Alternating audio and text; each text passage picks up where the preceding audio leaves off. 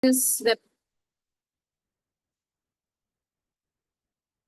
I welcome you all to this webinar, Demystifying Neurodevelopmental Disorders. Before I begin with the introduction, I also want to tell you that along with this webinar, we're also organizing a camp. I hope you have been shared that QR code. We'll be sharing the QR code and the link shortly. So also avail the benefits of camp too. So let's begin. My name is Dr. Amrita and I'll be your host today. In this session, we bring together homeopathy, psychology, and holistic interventions to support children with special needs. Our speakers for the day are Dr. Preeti Shah and Dr. Prajakta Vaidya, founders of Healing Harmony. Okay. Asmita, is my screen moving? Sorry, just to check. No, ma'am. Okay.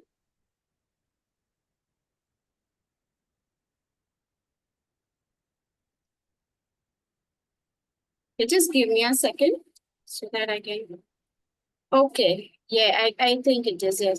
So the speakers for today are Dr. Preeti Shah and Dr. Prajakta Vaidya, founders of Healing Harmony and Homeopathy Clinic, where they blend homeopathy with other integrated approaches to holistic healing. Dr. Preeti Shah is passionate about homeopathic management of psychiatric diseases, and she uses various therapies like emotional detox and Zen counseling. Dr. Prajakta is an expert in chronic lifestyle and endocrine diseases. She specializes in holistic management of children and women complaints. To strengthen this holistic model, we are proud to collaborate with Ms. Kirti Shah, Director of Little Pots, an organization that provides essential services like intervention programs, independent skill plans, etc. She is also the speaker for the day. She has been working with children and adults with special needs successfully for over 15 years. So once again, just have a look at the details of the camp. This camp is heavily discounted with consultations. You can consult with our homeopath, our expert psychologist, or both. You can quickly scan this QR code and the link will be shared shortly. It's a week-long camp wherein you can avail one-on-one consultations for homeopathic approach to neurodevelopmental disorders such as autism, ADHD, learning disorders, etc. And also with a clinical psychologist who can provide interventions and other plans for the same. All right, I guess before we start and I hand over the screen to Dr. Preeti, just basic hygiene factors, mutual lines. Keep your videos on if you wish. Raise hand while the speaker is explaining. And Q&A will be taken at the end of the session. Thank you very much. Dr. Preeti, over to you. Thank you, Dr. Amrita, and thank you for the warm introduction. I welcome all of you to today's webinar.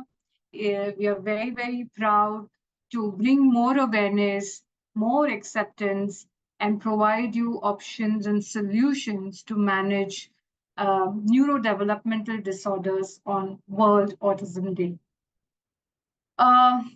Neurodevelopmental disorders, they affect millions of individuals worldwide. And, they influence how, individuals think, learn, and interact with the world. Yet, there are still so many misconceptions around this. There is stigma, there is misdiagnosis, there is delay in going to professionals and taking treatment. And today, with today's webinar and with the camp that we have scheduled, we hope to truly embrace neurodiversity and try to somehow bring more flexibility, more creativity into this current rigid societal mode.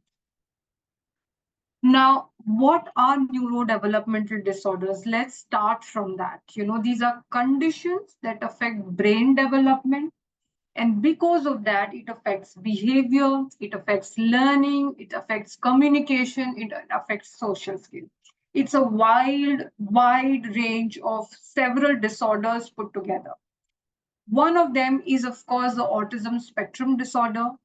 This is basically a disorder which affects social interaction, communication, and repetitive behaviors. Then we have attention deficit hyperactivity disorder, which affects the ability to focus, control, impulse.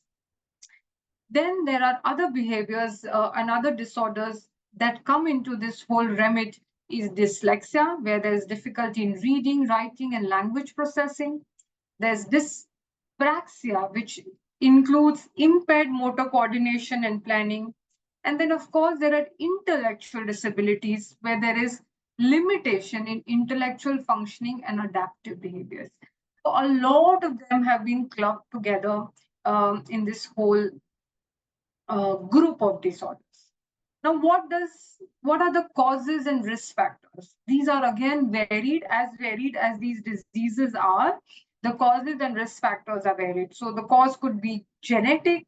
The cause could be due to some prenatal stress. That means, during the pregnancy, either there is an infection or there is stress, malnutrition, there is exposure to certain toxins or drugs. So problems during the pregnancy.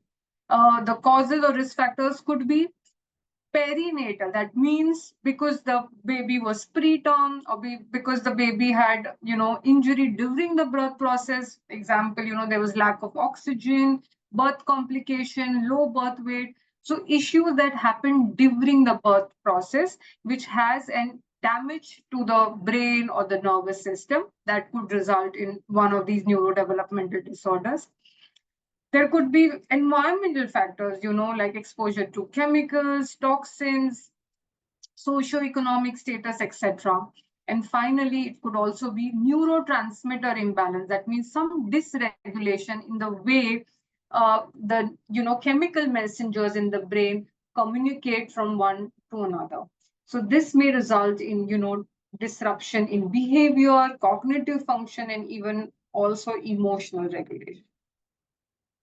So now, because the group of disorders is so varied, so wide, we need to understand that every child who's suffering from one form of neurodevelopmental disorder is different, right? I mean, this is true for children who do not have neurodevelopmental disorders, that every child is different. So some child may excel in logical thinking, some child may, excel in creativity. So how every child is different, a child which is absolutely healthy. Similarly, every child suffering with NDD is also different. Yeah. So some communicate verbally while some express themselves. A lot of these children express themselves through non-verbal mechanisms. So they could express themselves through action, art, or gestures. So we need to remember the individuality, the idea that each child is different. There is no one size fit all. It's like going to a tailor and having a tailor-made solutions and then adjusting the learning, the teaching, the program, the education, the treatment for this child who is unique in its own ability to tailor our programs to their needs. One issue is that you will diagnose the child, yeah, that okay, this child is in the spectrum, this child has dyslexia. One is diagnosis, but that diagnosis is just a part of the story. It's just the initial label. And then instead of focusing on what the child perhaps lacks, we need to also figure out ways on identifying, nurturing, providing the right amount of nutrition, soil, sunlight, water, etc., to their strengths and their potential. And accepting and supporting this child's uniqueness that can help them grow in the strengths and the potential they might have. So education, therapy, treatment, parenting, everything will need to be tailored and not forced into a rigid system. So it's not like my child has malaria, or it's not like my child has, for example, migraine or arthritis. So there is no fixed treatment protocol. There is no fixed rigid protocol. For every child, we'll need to figure out a custom-made, a tailor-made solution based on its own unique individuality. Patience, encouragement, and flexibility are need of them. And the idea that, we need to empower these children and not compare them with other children. The idea is to use their strengths rather than what they do not have. The idea is to not put them into the same rat race in which all these other children are, because at the end of the day, even if you win the rat race, you're going to stay a rat. So the idea is really to embrace the differences so that they can succeed to the maximum potential, maximum growth potential these children have themselves. So, like every child is different, a child having autism spectrum, being in the spectrum, each child within the autism spectrum will have unique symptoms, unique way in which they express, unique way in which they struggle, unique way in which they communicate. So hence they need unique type of treatment, unique type of therapy. Some may need more support, in a particular area, while some may not need so much support in that area. So like how every child is unique and different, for every child we'll need to customize the solution. Now, homeopathy has a very, very important role to play. And why am I saying this? One is homeopathy is a very, very natural form of healing. Yeah, it's not made up of any chemicals. There are no chemical alterations. This is very natural, holistic form of therapy that we can give our children. It can help in boosting immunity and overall well-being of your child's health. Yeah. So if you are a therapist, you are a, if you are a caregiver, you are a parent of a child suffering through suffering with NDD, please remember that homeopathy can help in overall immunity and overall development of the child. It can help in cognitive and emotional growth. It can help in managing psychiatric concerns that a lot of these children have. A lot of these children can have social phobia, anxiety of separation, depression, change of routine, OCD-like symptoms, hyperkinesis, etc. So in a lot of these associated symptoms that these children throw, homeopathy can really help in managing that and controlling that. It can also help in improving physical development and daily functioning. So, children which have flaccidity, spasticity, motor coordination difficulty, problem with, swallowing, problem with, vision related challenges, squinting, stuttering, stammering, all of that can also be helped with homeopathy. So fundamentally, what homeopathy does is helps the body at its root, works at the immune system level, endo, neuro, psycho, immune level. Yeah, it acts on the PNEI axis. So it enhances nerve cell migration, multiplication, infiltration. It stimulates the dendritic growth and clears axon disorders. It removes toxin and helps in overall boosting of cognitive IQ, neuromuscular abilities, etc.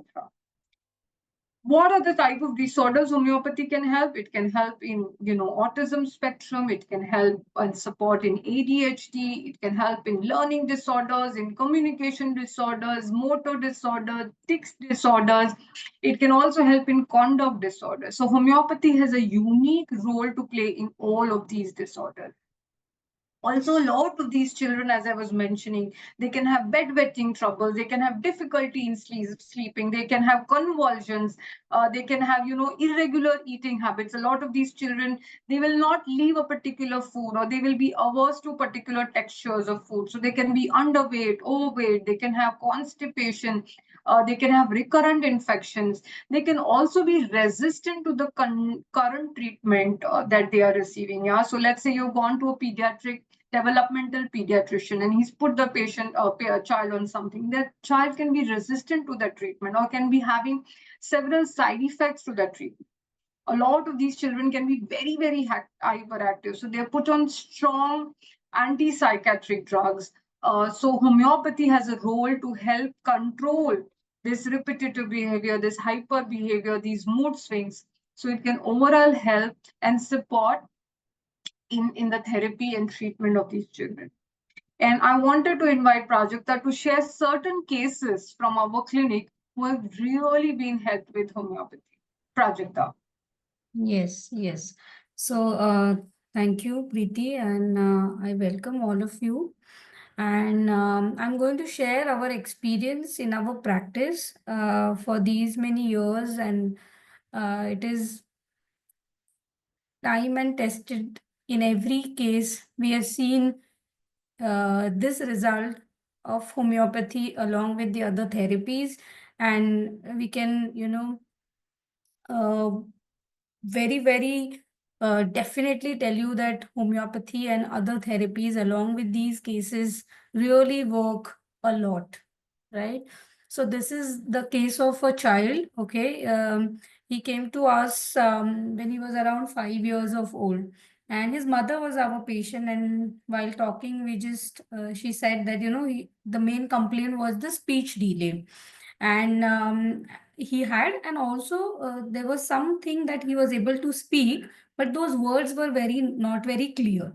And then he was going to the school, and the complaints were coming from the school that he's not understanding certain words, he's not able to write it, and they diagnosed kind of a learning disorder for him. And he knows how to write, and but he can't write it properly. He at times for certain words he gets confused, like D, B, G. He doesn't know how to write. So that was the main concern. Along with that, he also had some attention deficit hyperactivity disorder. Like he used to get very distracted easily, very restless. He will not sit on one place. He will go around in the class also, and then sometimes he's too engrossed in himself. He will not answer to any of the questions the teacher was asking, and full of energy go around in the class and disturb the other kids also. So a lot of school complaints that were coming from the school. And he used to get, and when he used to told some not to like this, he used to get very angry, and those kind of behavioral issues are also coming. He was not able to study, so he used to mug up things. But when there was a competition, he wanted to kind of win. He wanted to kind of give his efforts, but he was not able to speak. And certain language like Gujarati language, he was not very clear, but certain words of English was very clear. And all of these symptoms, along with the understanding of mother's history during pregnancy, to understand if there was any cause at that level, we treated this child for almost 4 years, and with a homeopathic constitutional remedy, as we are talking about a tailor-made treatment for that particular child with all these symptoms, he did really very well in terms of speech, in terms of his writing, in terms of his behavior. His restlessness improved, his speech was very clear, and yes, still currently is not on the treatment, but it's like during the process they become like your friends or like a family, and we still in touch, and he's doing much better.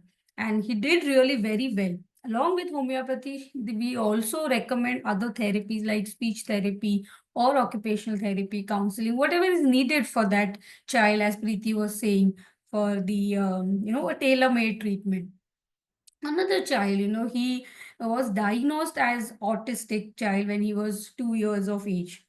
And so the parents were kind of very uh, uh, like well read. So when they got kind of this diagnosis, they were, of course, they were sad, and they were kind of shocked, but they really wanted to do something and take the help of alternative medicine like homeopathy. And when we spoke to the mother was very dedicated, very observative, and she kind of given a lot of observations about her child. And I think that is also very important for us as a homeopath. So she used to say that he can make sounds. His speech was not there, so he was not able to say much words, but only monosyllables like mama, papa he will say. He will copy things. He used to like watching TV, but if you kind of close the TV, he will get angry, he will show the temper tantrums. Again, he was also restless. He was not sitting at one place, but he was very, inquisitive. He wanted to explore things. At times, he used to get very aggressive if he's, told not to do certain things, or something goes beyond his kind of will or wish. He used to put a lot of tantrums. He used to hit, kind of little violent kind of a behavior, very impatient. He used to want things very quickly. He will not kind of, follow instructions and not listen to the mother, or even to the teachers when he goes to the play school and all. He used to hit also. But at times he was very fearful also. He used to scared of noises, certain like sounds like pressure cooker used to make him very angry or aggressive. Balloons, if kind of suddenly in the party the balloon gets kind of broken, then he used to get very, very scared and angry. He used to love a lot of water, and used to play with water a lot for many, many hours.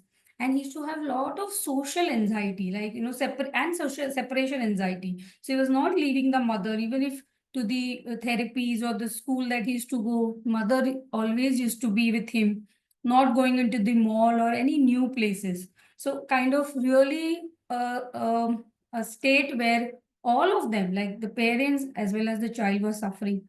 And you see how that other child, which I described before, and this child was completely different. So we kind of, took the history, understand the child, understand the whole state of his mind, his symptoms related to it, and the homeopathic treatment was given.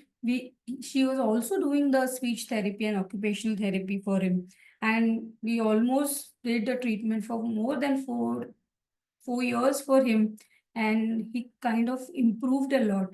The speech came back, his social anxiety, his restlessness improved a lot.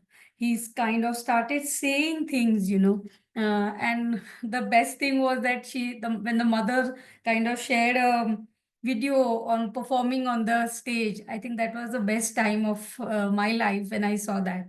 So it really helped him. Another case of, autism child, she was also diagnosed, and with homeopathy, her speech, her behavior, her restlessness, and her basic, she was very dull, actually, what I remember. And that understanding, the certain things, understanding the whole day-to-day life was also not there for her. And along with homeopathy, the speech therapy really worked for her. She became very active. She became proactive in understanding, and understanding the people, and developing a social relation. And she also did really very well in homeopathy. Then these were the little children, but we also saw a case with 20 years old male. He actually came to us for atopic dermatitis, and he had since many years, but he had stammering in the childhood, and which was barely you can understand what he is talking.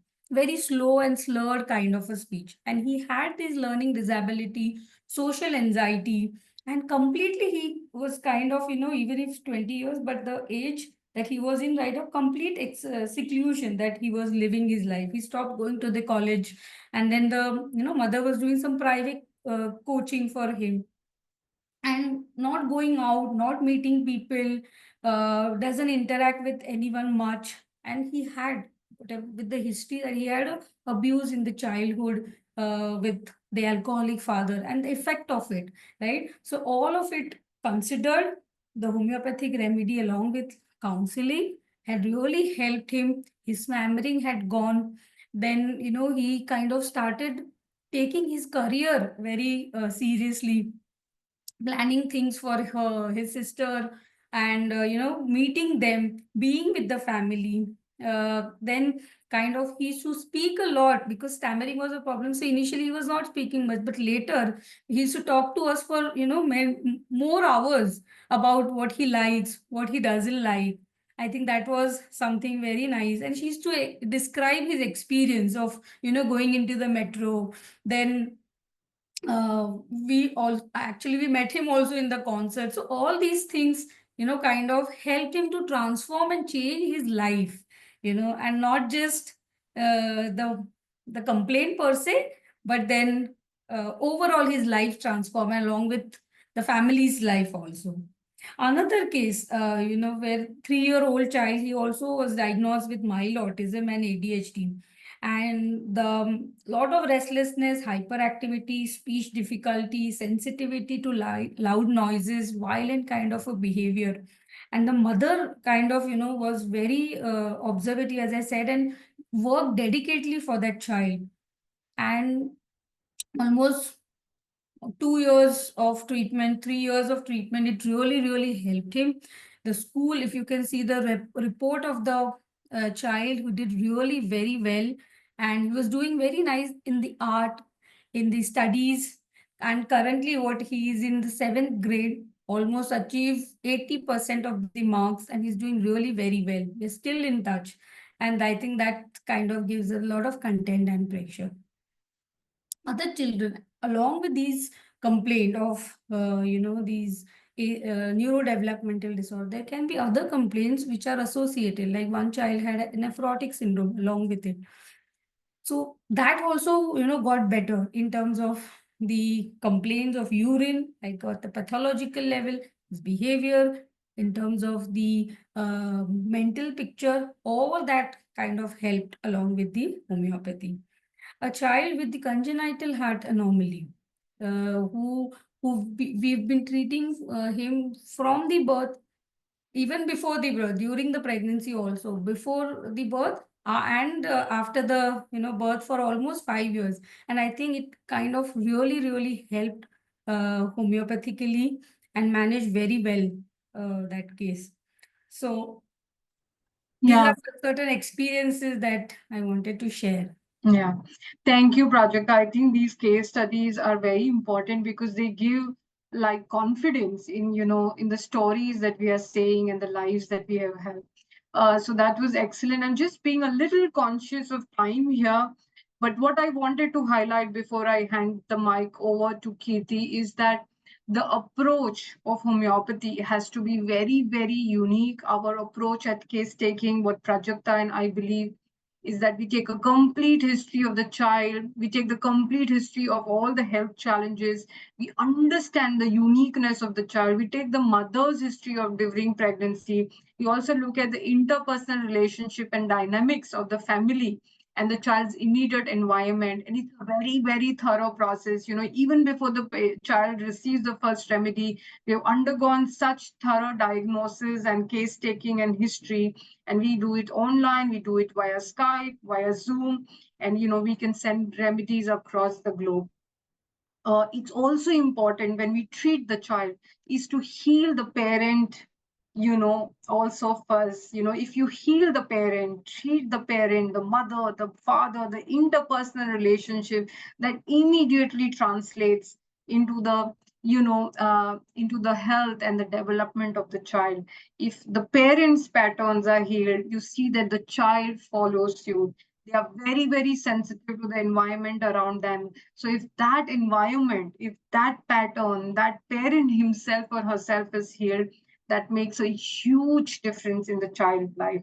So with that, I'm going to pause here, and I'm going to hand it over to Kirti to understand from her what her views are and how she can support and guide you.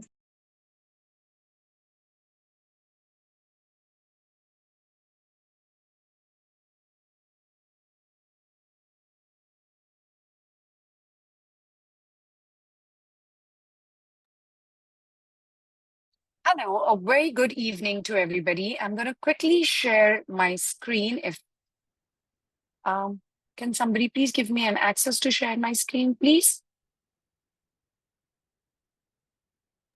Yes, you can. Thank you. Thank you so much.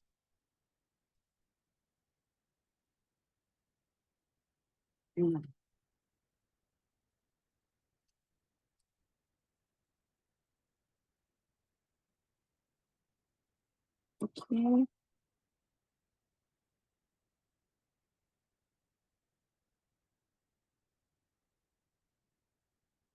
I hope that works. Okay, great. What I'm going to be speaking about today is the sensory regulation, the integration, and inclusive education.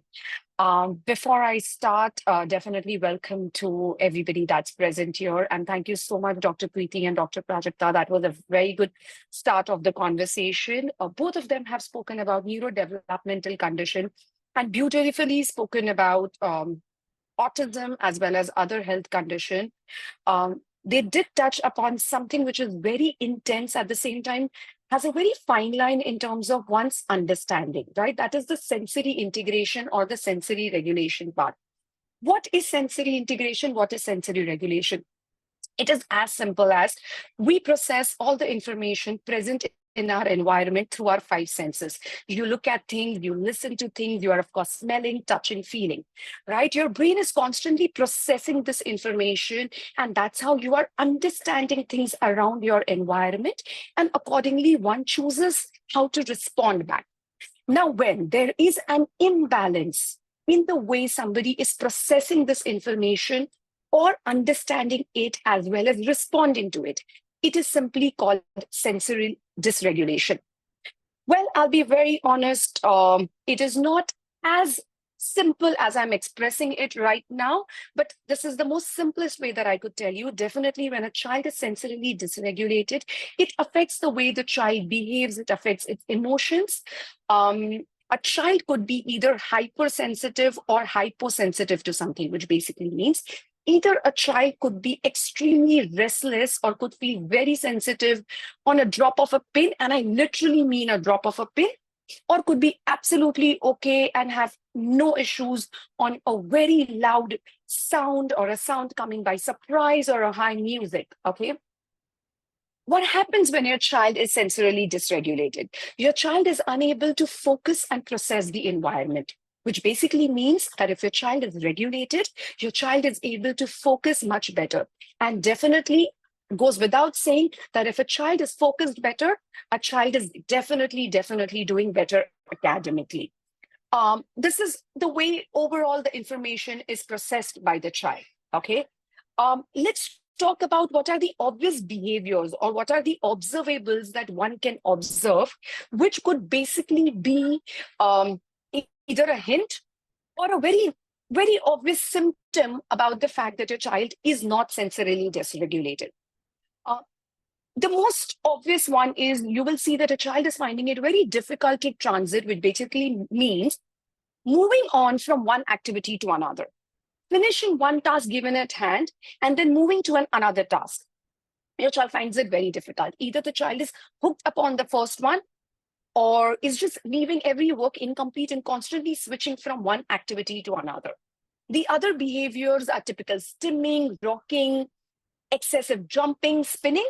These behaviors are also clear signs of sensory dysregulation.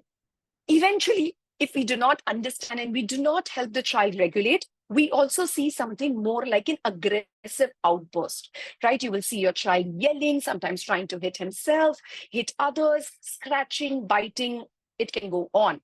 And the last one, which is generally where the parents end up becoming more alert, but that's literally the last sign, which is a full-blown meltdown, where your child is just unable to process any information coming from the environment, and there is like a complete shutdown and certain behaviors showing that now there is a shutdown. These behaviors typically are excessive crying, shouting, so that's a meltdown, right? And that's generally like the peak of sensory dysregulation that your child can possibly experience.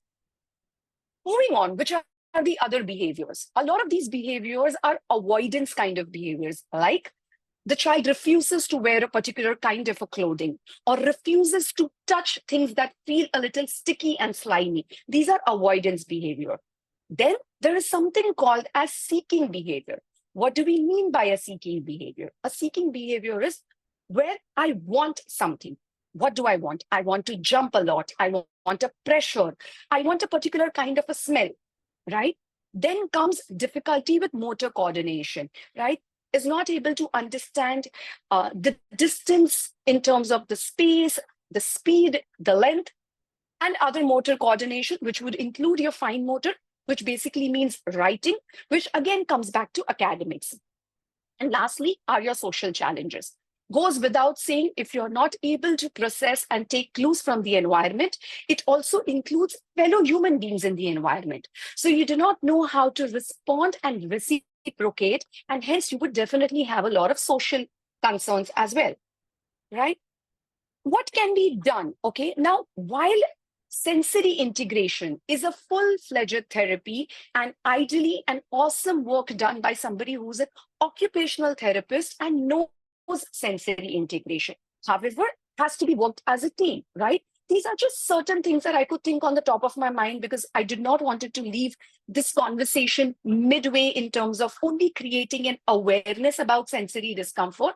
So what are just very, very basic and simple things that, we can bring and we can adapt to make it better?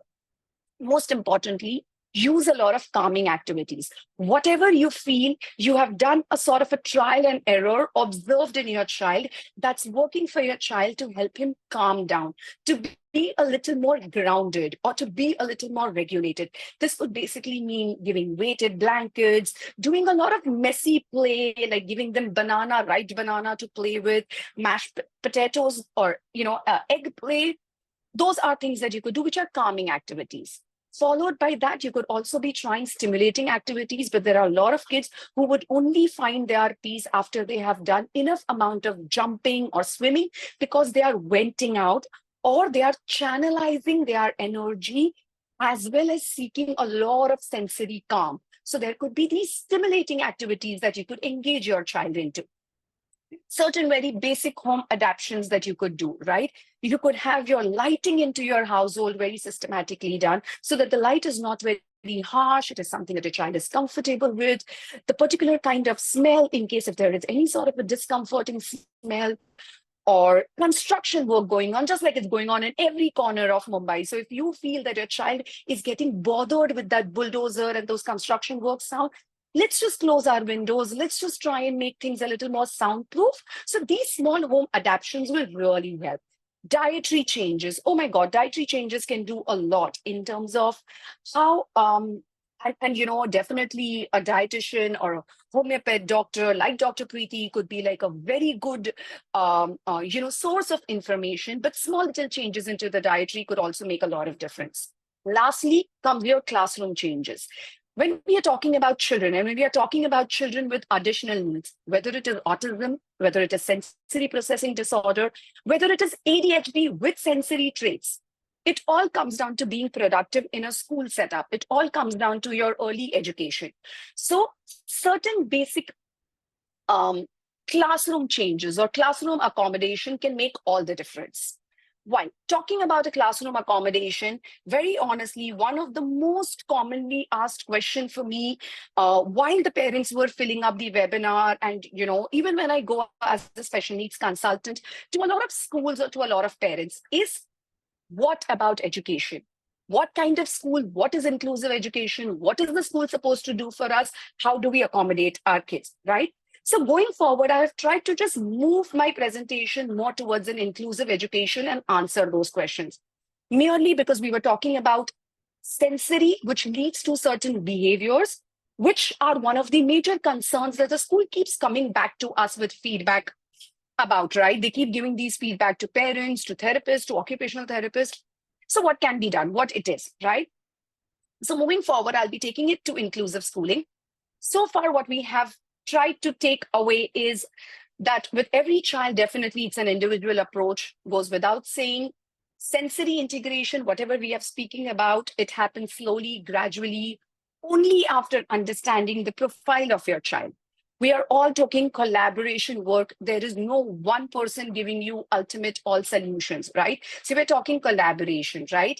And definitely keep it fun. At the end of the day, you want your child to be a happy child, right? So this was what we had spoken about sensory. Moving to inclusive schooling. What is inclusive schooling? It's basically a school that is giving an opportunity, and that is giving an opportunity for every child, irrespective of their abilities, disabilities, background, learning differences, to sit in a same classroom and thrive and succeed. Okay, it is basically something which is telling that we do not differentiate a child based on their disability, based on their background, based on their limitations, or based on the kind of inclusion that they need. What do we mean by inclusion? It basically means the extra effort that possibly a school or an education system needs to take to accommodate a child to achieve his maximum potential. Well, I've spoken about certain myths and facts because, these are the things that most of the time I do listen to, right? Something as simple as, oh my God, if I send my child to an inclusive school where he's sitting with 20 other kids who are neurodeveloped in so-called way, my child will be bullied. However, to be honest, the way the education system has changed, it's beautiful to see that how the classroom becomes very sensitive and very empathetic. And it is also teaching that to everybody. In fact, your child is much more safer than getting bullied in such setup.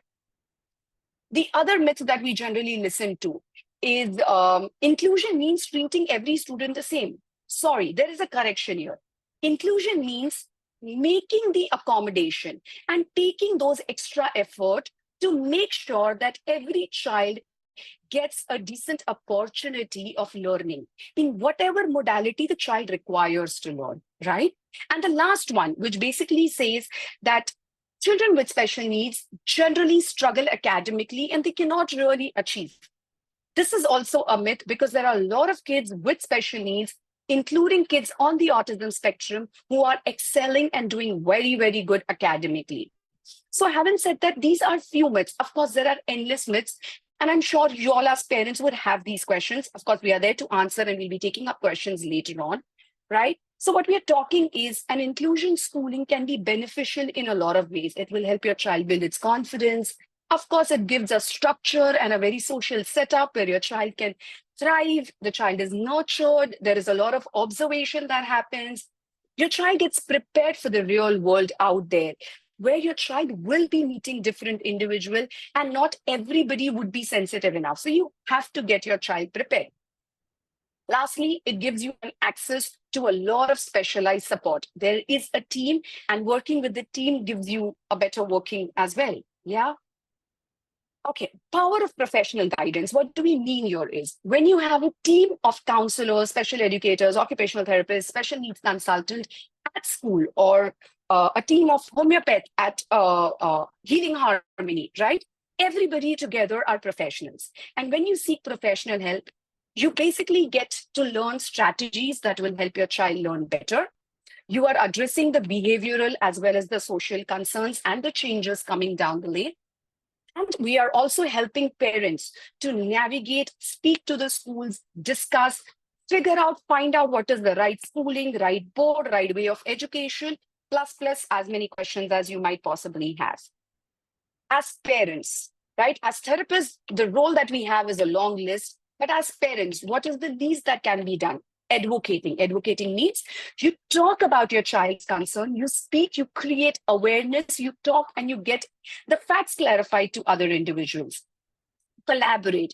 You meet team members, you meet specialists, you work with them as a team, right? And it's a constant process of learning for everybody. And in turn, the child is progressing. And you're creating an environment, you're creating a support system where your child feels safe and there is a constant growth on multiple characteristics, on multiple areas where your child could face a concern. This could be behavior, this could be academic, this could be social, this could be sensory, multiple areas. So you're creating a nurturing environment for the child. Yeah. With this, just letting you know, okay, what can Little Pods do, right? So Little Pods, we work with children and adults with special needs. We provide at-home and at-school services. We provide something called a special education consultation, where we consult schools and we consult parents, just so that you can find the right way of education for your child in short term as well as long term. Of course, we do homeschooling and we are trained and we have got our hands onto the NIOS board, and you can come to us seeking any information with regards to NIOS board. We also work with adults. So there is something called as independence and functional training that we do with adults. There are multiple services that we provide under this because everything is very customized, right? Like Dr. Preeti couldn't have said it enough. Every child is different. Every child is special. Every child is unique. So everything has to be very customized. There has to be no rigidity. A profile has to be understood and a plan of action along with the other team members. The collaborative work has to be done. And that is exactly what Little Pods excels into. Every child is different, thrives with support. What we are doing, Dr. Amrita has already spoken about it. We are doing a camp, and it's going to be a week-long camp where we are trying to sit, discuss, consult, help a child grow and thrive. This is a QR code. I am sure Dr. Shah must have also shared the link for you to register on the chat box, right? So any parent who has any further question, particularly, I mean, any question about anything, but particularly with regards to sensory, because that is something I covered today, and education and inclusive education, we would be really looking forward to, meeting you at this camp. So that's about it. That was my time. Just for you all to have basic details, you all can reach out to us at any given point of time. That was my time. And thank you so much, Dr. Amrita. I'm going to give it over to you so that you can take up the Q&As, please. Thank you, Ms. Kirti, Dr. Preeti, and Dr. Prajakta. It was indeed a very insightful session, and all of you who is present here, I'm sure will be guided by what has been said about homeopathy, about holistic interventions, and I assure you that whatever has been spoken has been carried on over 15 years with their 15 years of experience. They have helped many children, and I assure you that this consultation, when you have, it will be a really wonderful consultation, and you must avail it. We already have the link in the chat box. Before we end this, I would ask all of you here to, if you have any questions to ask our experts, you're most welcome to ask. So okay, I'll just wait. Yeah, hello. Yes. Yeah, hi, ma'am. This is Virendra. I'm calling from Mumbai, Andheri, and we are at initial stage. My child has autism, and like he is unable to. He never respond to us. Whenever we called him, he didn't respond. So we got to know back in 6 months. So now we are just started the homeopathy, but we are still unsure that how we are going to process all of this, because we we didn't know about this thing, that how to be handled, how to handle this. So we have already started homeopathy, but still we are unclear that how to handle a child, that how to take further things. So perhaps I can start and then I'll hand over to Kirti to add her inputs too, right? So, firstly, I think you've taken the first step, right? You were able to bring the child to a diagnosis. You started some form of therapy. You started homeopathic treatment. This is good news, right? So the first step has been taken. Now, as we were talking, right, it's going to be a sort of a continual integrative process, right? So you need to kind of take all the support from all the experts that's possible who can guide you in terms of how this child, what exactly are the issues, that needs to be dealt with, and what is going to be the scope and role of homeopathy from a treatment modality perspective, right? So if we can speak perhaps a little bit more in detail, so we understand the current issues of your particular, what are the current issues, what stage the child is in, what are the current pain points, and then we can help you a little better. So as from a homeopathic standpoint. Also from the standpoint of, there are several questions that are going to come up in terms of education. What kind of education should the child be receiving? What kind of other therapies that the child should be receiving in? For that, I think I'm going to invite Kirti to kind of add her insights a little bit. Yes, thank you, doctor. So, correctly said is to begin with, we need to start with understanding his profile in terms of his strengths and weaknesses, right? Starting with that, we will be talking about what all therapies are required, right? a certain age, if certain therapies are introduced, like for example, if we talk about occupational therapy, if done at an early stage, you will definitely see an overall development, whether it is gross motor, a better awareness of the environment, fine motor, um, eye-hand coordination, and the list goes on, right? We also need to understand his current level of speech development. Not every child on the autism spectrum requires intensive speech therapy. Not every child is a non-verbal child, right? So we need to understand his current level of speech from his age-appropriate expectation, and then accordingly plan that. Definitely, early intervention is what you are looking at if you have recently diagnosed, and there is a team that fits in into early intervention, particularly comprising of psychologists and behavior therapists, just to make sure an holistic development. So that should ideally be your next step forward. And then eventually talk about schooling and education. You can give that some time as of now. Yeah. Of course, this can be a long conversation, but to begin with, this is what can be done. Yeah. Can we take up the next question? Yes. We have a few in the chat box. Yes. So is GFCF is, I believe, gluten-free, casein-free, and sugar-free diet beneficial alongside homeopathy? Prajakta, you want to answer that one? Yes. Yes, so definitely, as Kirti also mentioned that, the dietary changes are something very, very important, and they help children a lot, okay, in terms of the gluten-free diet and in terms of the sugar-free diet. What we have seen in the practice, if there is a possibility of reducing these foods or completely avoiding, they can improve their behavior, their restlessness, their activity, their sensory functions, because it directly work on the sugars. They directly, kind of stimulate their brain, right? So it has really helped in our practice for parents who have kind of decreased the content of this gluten or sugar-free diet, have really, really helped the children. Also, packed foods, any, preservatives, any additional colors, and all those fancy foods can also, be avoided, which can also help the child along with the homeopathic medicines are concerned. So yes, and plant-based whole food diet, I think that is something which we all recommend to our patient, and that we have seen with the practice and research that it really helps.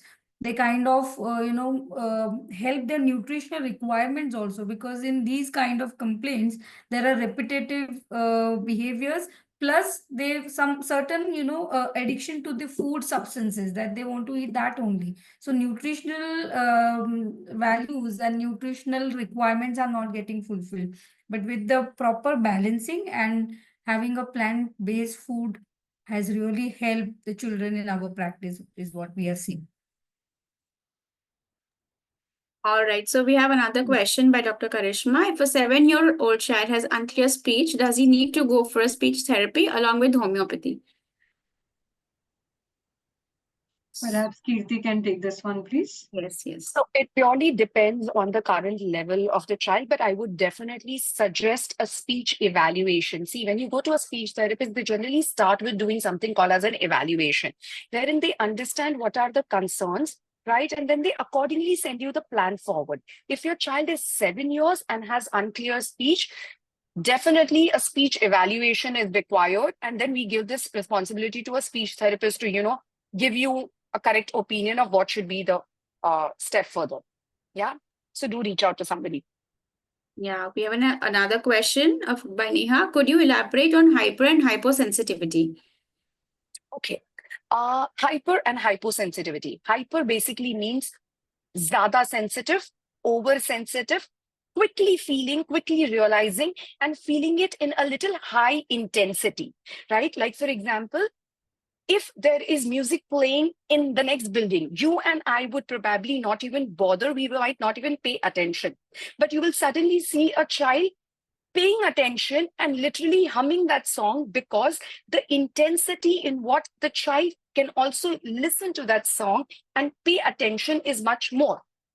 right? So basically and then that bothers the child. So for the same child, agar cooker ki seeti baj rahi hai, you will see that the child is a little scattered, bothered, closing the ears, right? If the class is too noisy, it bothers them. On the same level, when we talk about something like hyposensitivity, it means the child feels it in less intensity as compared to 99% of the people, right? And it's not just average or above average. We literally mean 99% of the people. The most ideal example that I give of hyposensitivity is the sensitivity to pain. Most of the kids, when they will fall, they will cry. Somebody might cry for 2 minutes, somebody might cry for 5 minutes. But if they have a scratch, a wound, it's bleeding, you will see them crying.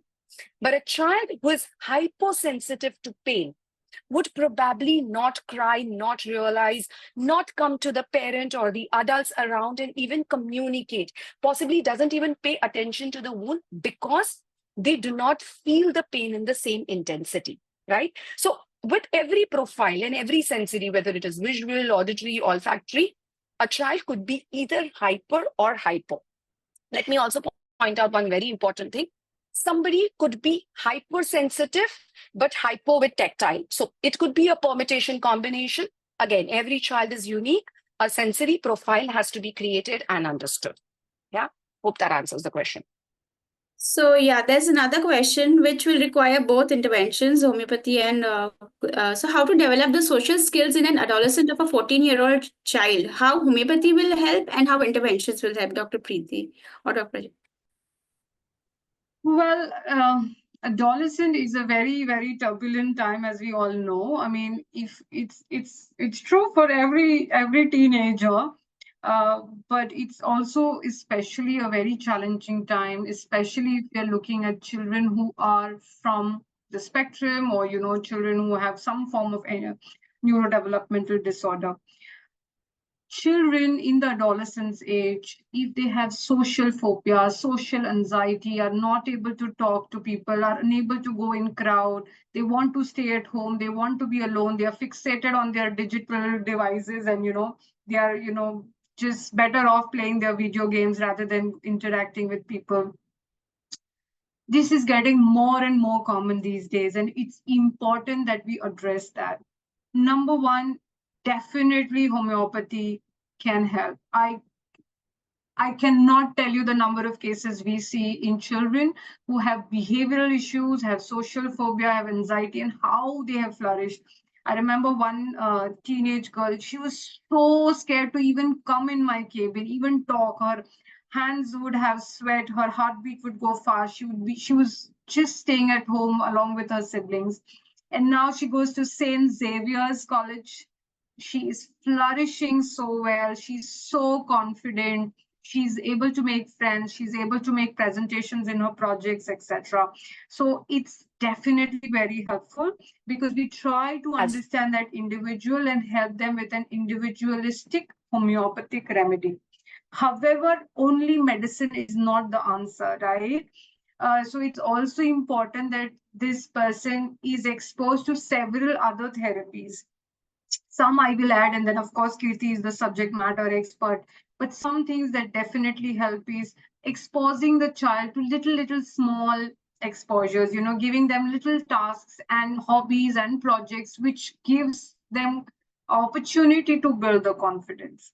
Second is theater, some form of theater therapeutics can really help children with social anxiety to work. So go in theater workshops and using theater as therapy. I've seen that helps really wonderfully in this age group and this particular area. Kirti, what are your thoughts? Oh, definitely. So goes without saying that exposure plays a very important role.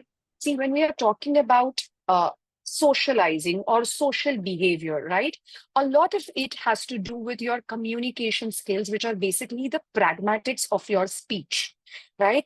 So to begin with, in terms of therapy, sometimes you have to go back to making sure that the individual is on the same page in communication in terms of comprehension of your WH questions, understanding the verbal and the non-verbal social clues, right? And then helping them utilize those skill sets in the most natural environment, right? Honestly, whether it is adolescence, definitely tricky, but even, the early adolescent, the early teenager and the younger, you cannot expect them that, okay, I will sit in a therapy session with you. And today I'll tell you that, why don't you try ABC skill? And then possibly after a week, if by chance you land up in a situation like that, the therapist is expecting you to recall and remember and apply.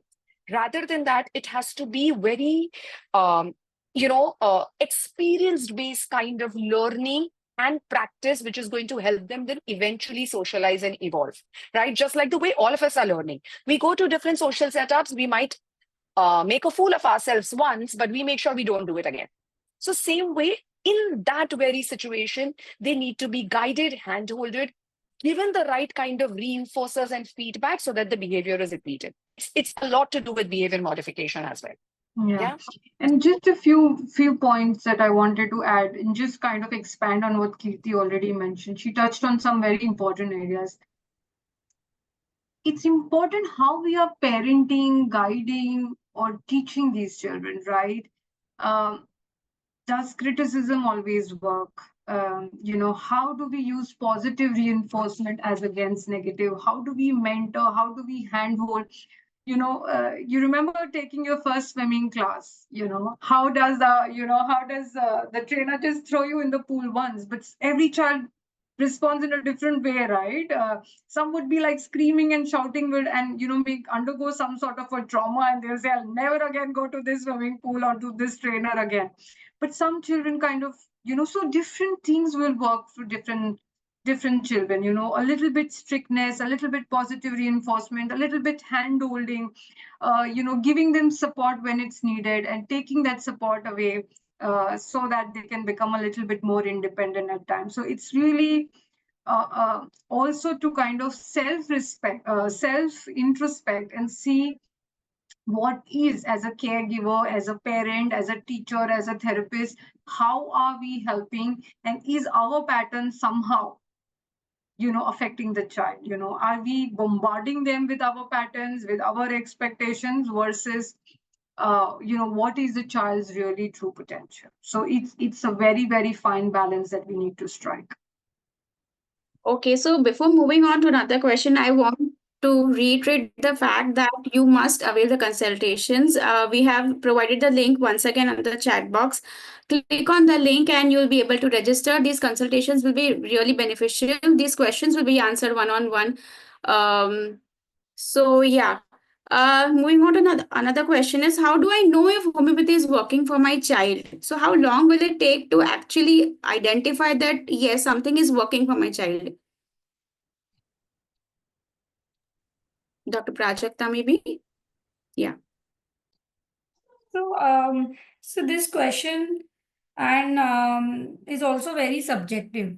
Okay, so when we start the treatment by taking all the detailed case taking and the patterns, behaviors of every child, and we kind of understand the child and prescribe a remedy, it is a process. Okay, so it is difficult to tell me that, okay, 6 months or 1 year down the time or 2 years down the time, your child will be completely out of the spectrum, or he will completely improve in terms of the behavior is concerned. So it's a process. It's kind of a way that we see the improvement at a very finer levels also. So when we start the case and when we start the treatment, we have monthly follow-ups where we understand what is important. Like for certain children, like if I have to give an example, there was one child with the diagnosed autism spectrum, and the most important thing with the for the child and also for the parents concern was that he used to just run out of the house. He will not listen to them. He will not stay at the home. He will not concentrate on anything. He'll just move out of the house. And that was something which was very, very important aspect for the parents, because then they were not able to do anything. But as and when we started the treatment, we started slowly and gradually within what I remember is within 3 months time, he started kind of sitting in one place. He stopped going out of that house, so there was a time where they could kind of help him in terms of making those therapies what they were doing, inculcating some habits in him. So like that the process comes along when we start the treatment. So any good change, any small change that we observe would be a good sign for a homeopathy to act on. And I think with the practice, what I've seen with the experience, it has always been an upward graph. And with all these therapies are also concerned, there's a lot of modification that happens in the children that we have seen. And just to kind of add that, remember that homeopathy is not really focused on one particular symptom or one particular area, right? So we're looking at overall building child's immunity, his growth, his development, any additional symptoms like, if he's falling sick very often, बहुत जल्दी सर्दी खांसी हो जाता है, frequently बीमार पड़ जाता है, weight gain नहीं हो रहा है. So we are looking at all the other elements that help in building child's health and development, right? So we are also reviewing other parameters. So we're looking how is the child sleeping, how is the weight growing, how are his cravings, aversions, how is his behavior, how are his milestones, etc. So there are several factors. So अगर हमको कहीं पर भी positive direction मिल रहा है, we assure that this is, yes, homeopathy is helping and we are on the right path. So that's how we evaluate to confirm, is homeopathy working? How fast is homeopathy working? But as Prajakta mentioned, for some child, you can start seeing changes within the first 3 months. For some children, it may take a little bit longer also. So we'll take the last question for this session. It's about adult ADHD. It's very common these days to listen to your adult ADHD. So what is the approach for that? How homeopathy will help and how interventions will help? And will it be really helpful when you're diagnosed at a later stage, when you're diagnosed ADHD? Yeah. Yeah. So firstly, I want to kind of highlight one item here. And please jump in, Prajakta and Kirti, wherever you feel. One is that we are now over-diagnosing things. No? We use certain terms so loosely. Oh, this is ADD. Oh, I have OCD. Oh, I'm depressed. These words and terminologies are being used at random and they are being used so often, which is not correct, which is concerning. So just because somebody is hyper energetic or is unable to focus, that doesn't mean that that person has ADHD. So that's incorrect. So I just wanted to highlight that fact. But yes, diagnostically, adult ADD, ADHD, or children having that, they grow into adults becoming that. It's increasing the rate at which, our focus and attention is decreasing, the lifestyle that we are leading, the amount of screen time that we are seeing. So it's all affecting how our, all the chemicals in brains are working. So yes, definitely it's increasing and it's a concern.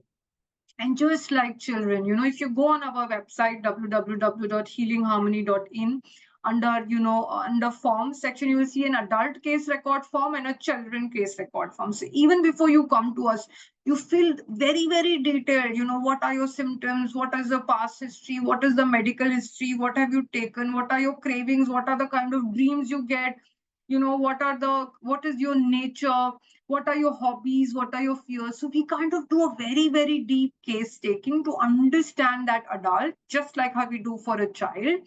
And then based on that, we give them a similar homeopathic remedy, which then helps this person. And once that's taken care of, for example, there are children or adults, for example, who go through this competitive exams, NEET exam, for example, the amount of stress they undergo. So there are certain children who feel overstudy and they're too anxious and there's lots of performance anxiety. But there are certain adults and children who come to us, parents are like, कोई भी exam है ना तो इसको tension ही नहीं आता है, वो बैठा है बुक लेके बट पढ़ाई नहीं कर रहा है, lack of focus, right? So all of these, these are real problems that happen, and then homeopathy definitely helps. And we have cases after cases to prove that how well homeopathy can assist. And I also wanted to, before handing over to Kirti for, in terms of from a therapeutic or a counseling perspective, how she can support, I just want to highlight the kind of medications, the conventional medications these children or adults will receive, they receive some very, very, for example, SSRIs, these are these are very commonly prescribed, the kind of stimulant medications, that these stimulant medication, antidepressants, antipsychotics for very, very severe irritability, aggression, ASD, disruptive behavior. These are some very, very strong medications that are prescribed. And sometimes it's too much, and then we need to try and figure out a way of how we can slowly taper them off. Sometimes they are needed. Of course, we need to work in conjunction with psychiatrists in a lot of times.